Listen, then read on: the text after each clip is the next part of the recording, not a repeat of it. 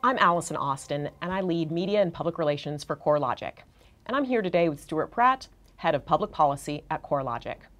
And we're going to talk about the appraisal industry and what's happening here in Washington. Stuart, I understand that there's been a lot of buzz around housing finance reform.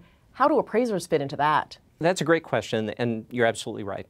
Senator Mike Crapo has launched a series of hearings and is working his way through this kind of broad question of housing finance reform. Interestingly, the appraisal issue hasn't shown up right in the center of that.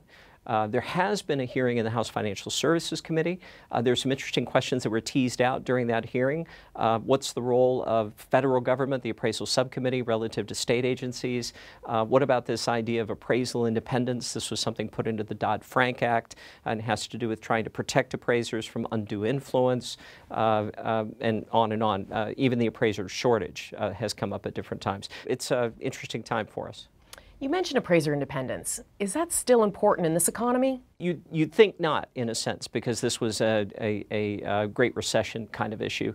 But actually here at CoreLogic, we think it's pretty important. We have this great dialogue going on. We have the largest panel of independent appraisers in the country. We have a larger employee base of appraisers than any other company in the country. So we get a lot of firsthand interaction with all of them. They're a great group of people. They remain independent. They're professionals. It's what they do for a living. But I think keeping this in law actually ensures this distance is there. That could be really important when you think about the Federal Reserve beginning to draw down the balance in their reserve.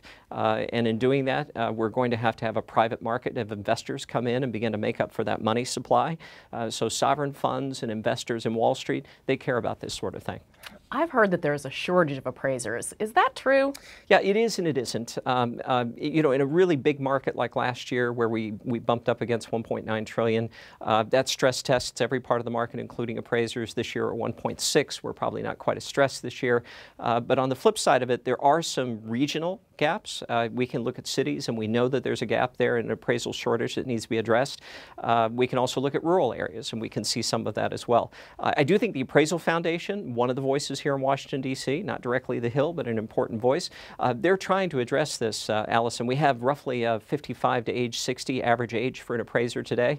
We need millennials to come into this. One of the ways to do that, I think, is to change the barrier to entry, which is this four-year college education requirement. The Appraisal Foundation is having that dialogue right now. We think that's going to make some progress. And by the way, I think that probably is going to benefit honorably discharged veterans who are looking for that next career. And this gives them a chance to potentially pursue a really interesting career in housing finance. Well, you mentioned veterans. I understand the House Veterans Affairs Committee held a hearing specifically on VA appraisals. What happened in that hearing? Yeah, so that was a good hearing.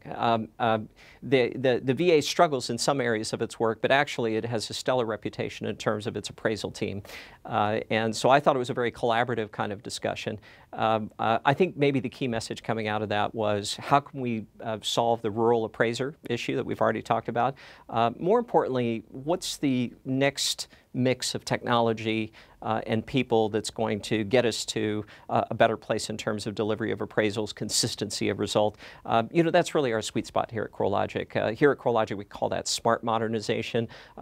We think it's a combination of modeling and analytics and consortium databases of historical collateral valuation and always really good people. And that's what we strive for. I think what you're going to see from us is over the next couple of years, this great evolution of all of these different elements into an appraisal system that's just going to wow everybody, including the GSEs.